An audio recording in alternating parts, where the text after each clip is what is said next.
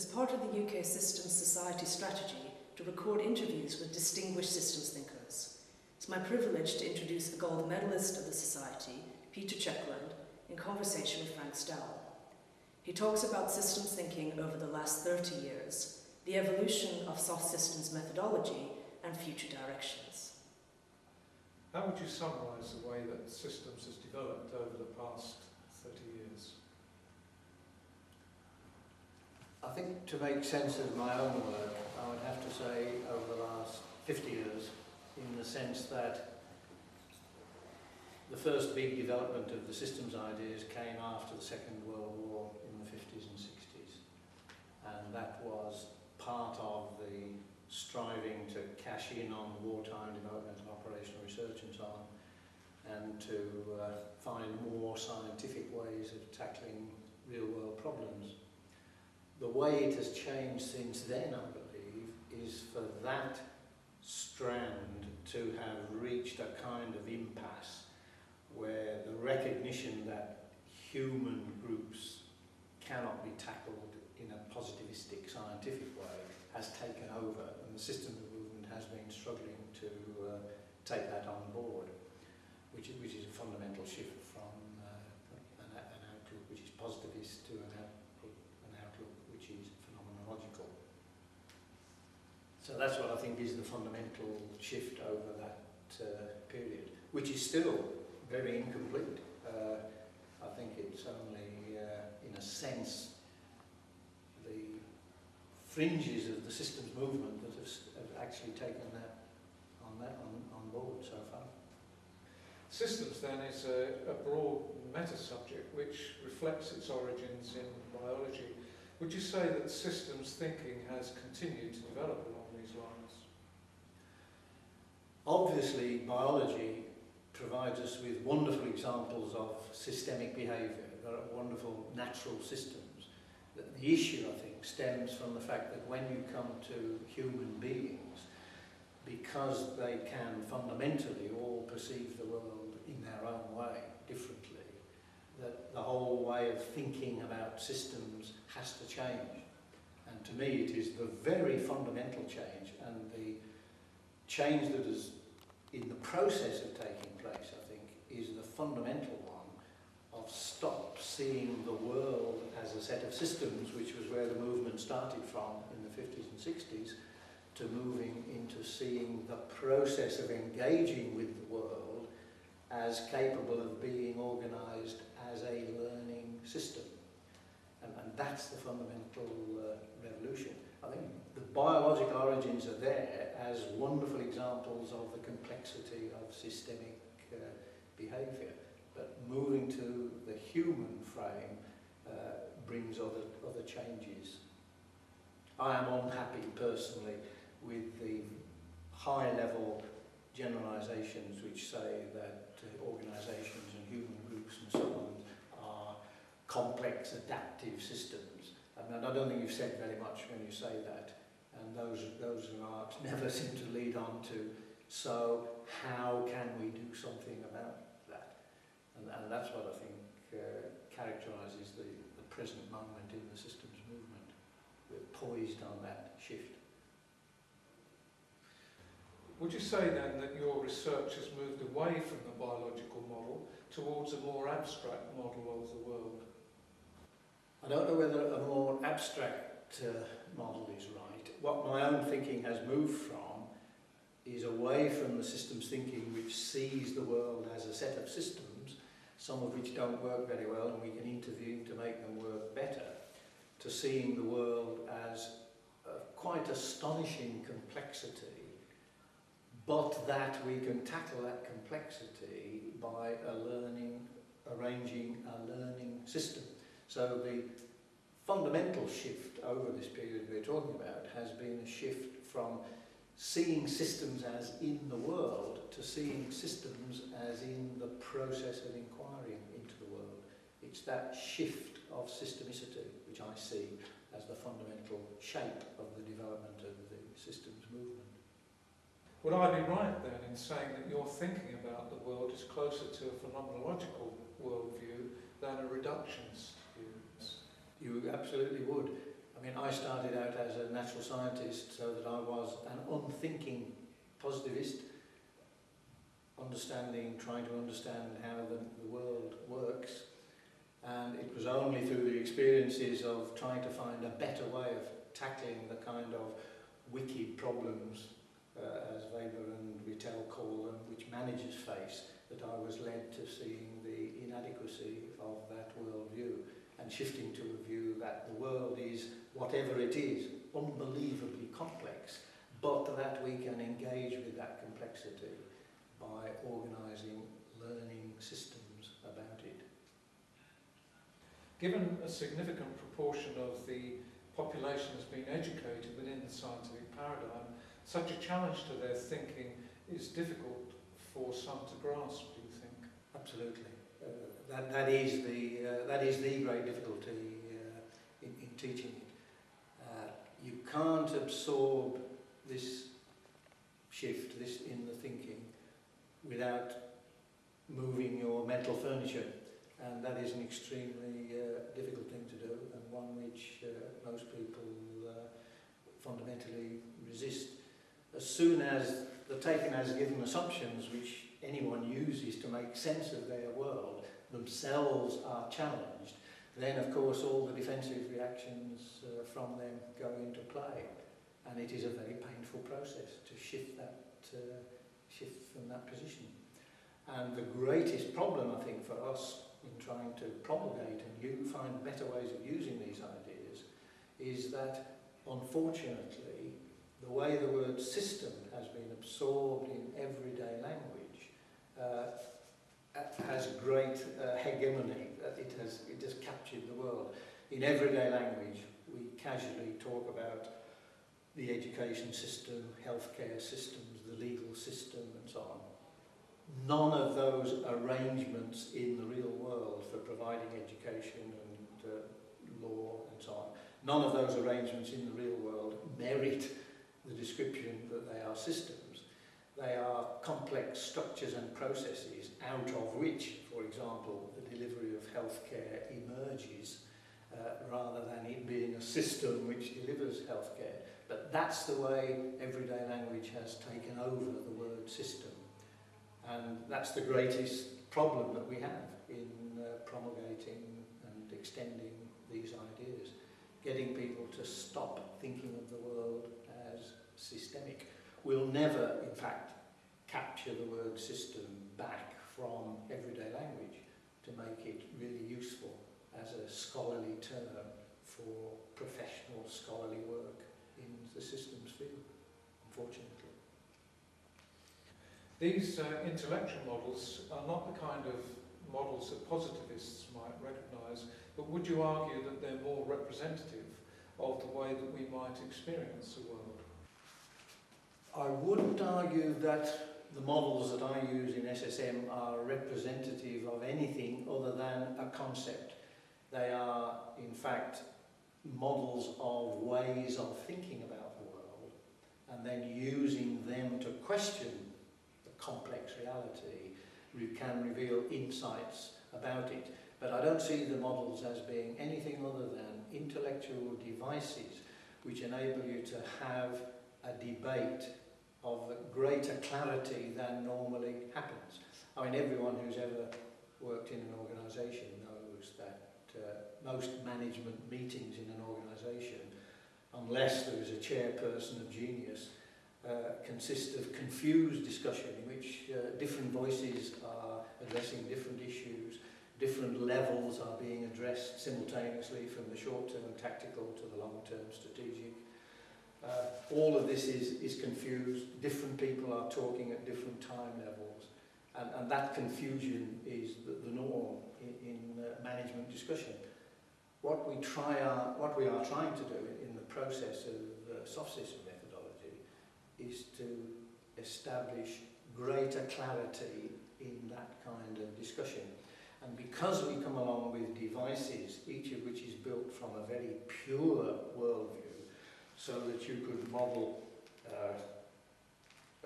a prison system as a punishment system, or as a rehabilitation system, or as a system to protect society, or as a university for training criminals. All of those would make different models.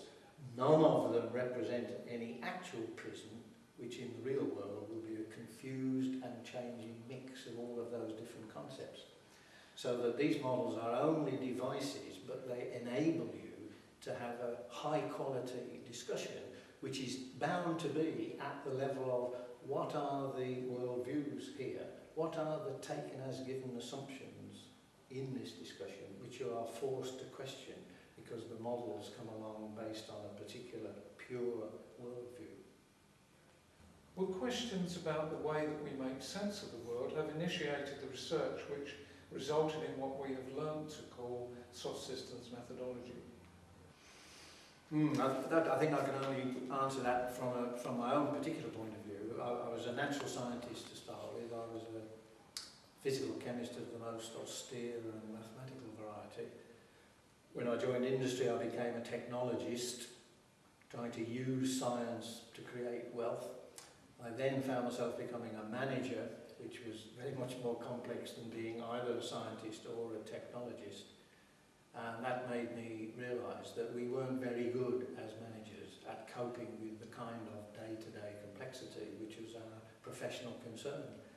And in the research I started at Lancaster, I was seeking a better way in which managers could tackle the messy, everyday problems which they spend their professional lives struggling with.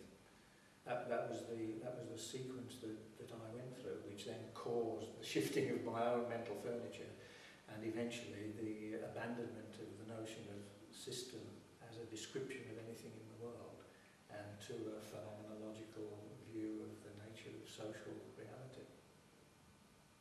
Given the intellectual challenges that SSM represents, what key areas do you think those that teach it should be mindful of? This is a very difficult one because the way to learn about it, really, in terms of my own experiences, is to do it. People who learn about SSM by taking part in a project which we have been doing and learn about it through that experience, find it fairly common sense, fairly obvious, fairly straightforward. When it's looked at in relation to this particular problem, which these particular people, which their particular history and so on are grappling with, it all makes sense much more easily than it does in classrooms. So I think the message for teachers is, for heaven's sake, do lots and lots of exercises. If it's a course which has a project part of it, then of course that's a wonderful opportunity, and that is the device that we made use of ourselves with postgraduate mature students. And so try to make the classroom as much a workshop for practice rather than lectures, I think is the message.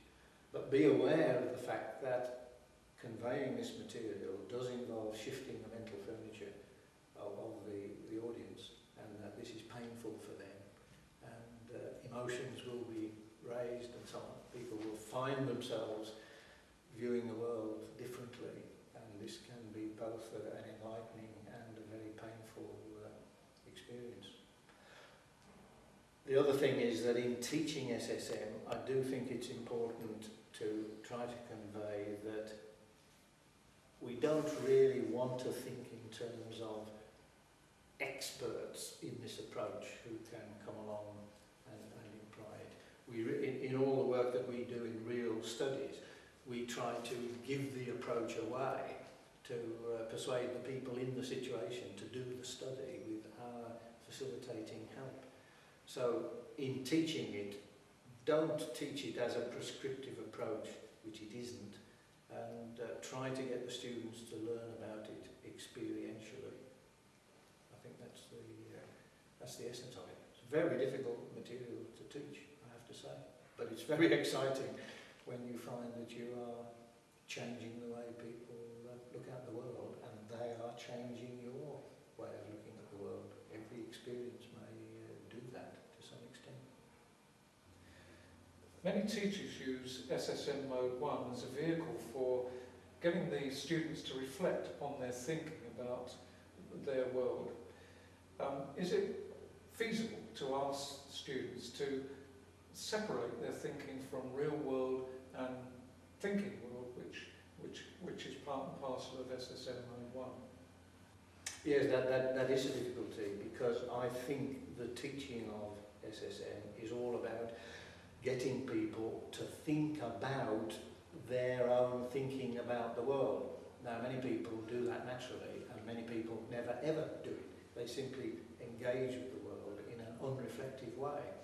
If you're going to really understand this approach, then you have to become facile at consciously thinking about your own thinking.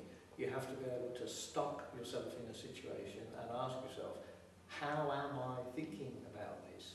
How else could I be thinking about this? And that's a meta level of thinking, which is not obvious in everyday life, of course. We don't normally do it in day-to-day chat, but that's what has to be inculcated.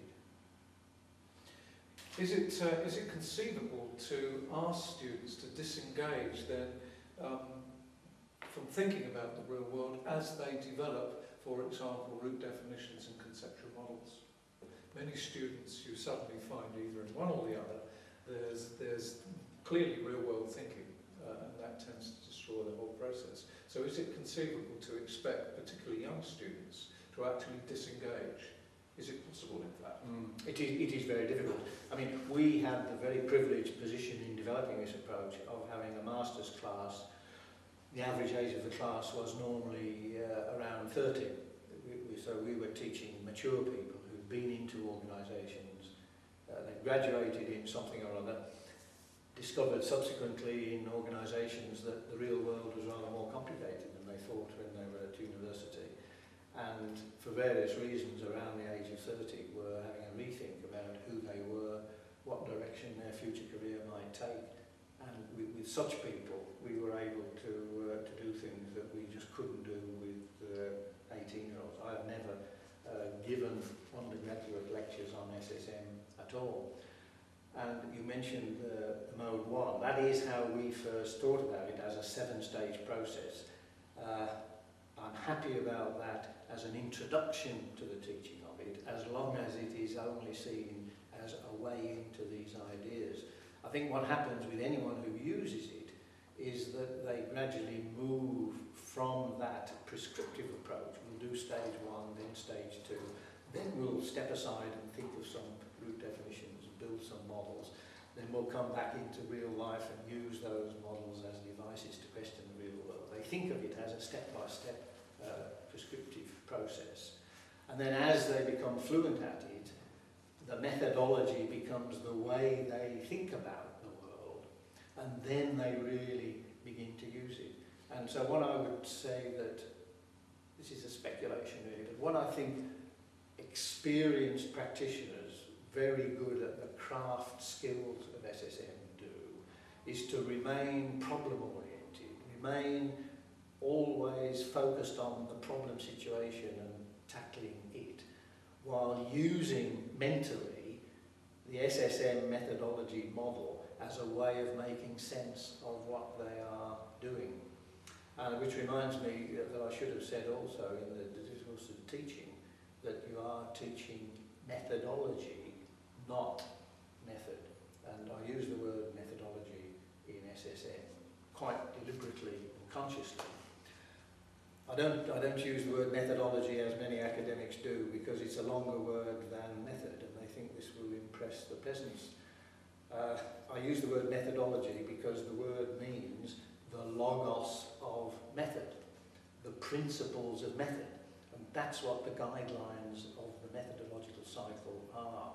They're a set of guidelines which the craft practitioner has to meld into something which it is appropriate to do in this particular situation, with these particular people, with their particular history, their particular worldviews. And so the craft skill in using the approach is to remain true to those principles while doing something which is practically possible in this particular situation. And so understanding the difference between methodology and method is another crucial part of the teaching.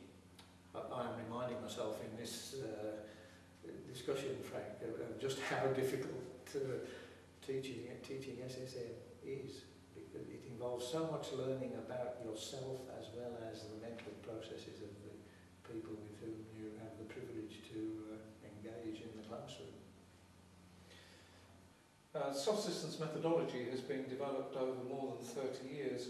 Would you say that its intellectual development is as far as it can go? I do believe that it is a mature method after 30 years and several hundred studies. It would be impossible, it would be foolish to say that any approach is finished. I do think it's mature.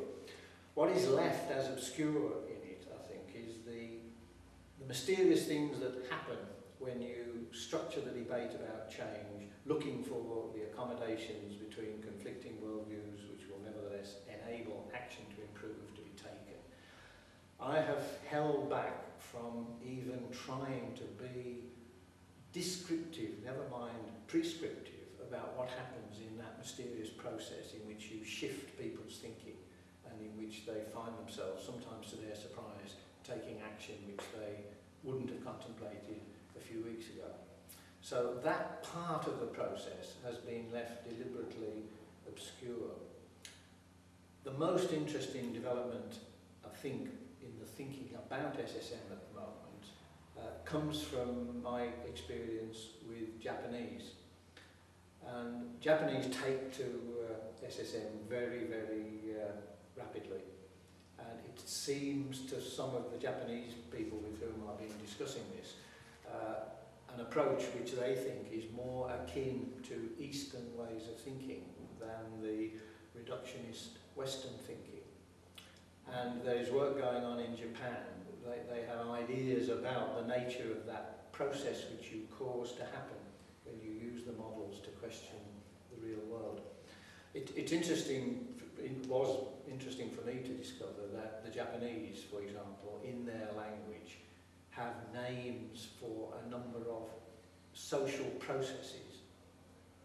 They will say to each other, let us now do nemawashi, which is the name of a particular social process for a group of Japanese people to engage in prior to a meeting at which they hope to reach some firm decision. Now we have, in our language, we have no names for social processes of this kind. And there are Japanese people interested in SSM at the moment who are using the ideas from their culture to try to make sense of what it is that goes on when you shift the mental furniture and cause the thinking to change. And that, for me, at the moment, is a most interesting area of potential future development. I'm scared of it in the sense that I'm scared of any increased prescriptiveness in something which has to remain a methodology and not be reduced to a method. You couldn't ever produce painted masterpieces by painting by numbers, and that's what I'm afraid a prescriptive approach would try to do in human situations. Thank you, Peter, for a stimulating discussion, and thank you for your time. I'm sure that soft systems methodology will continue to develop for many years to come. Thank you. Thank you, Frank.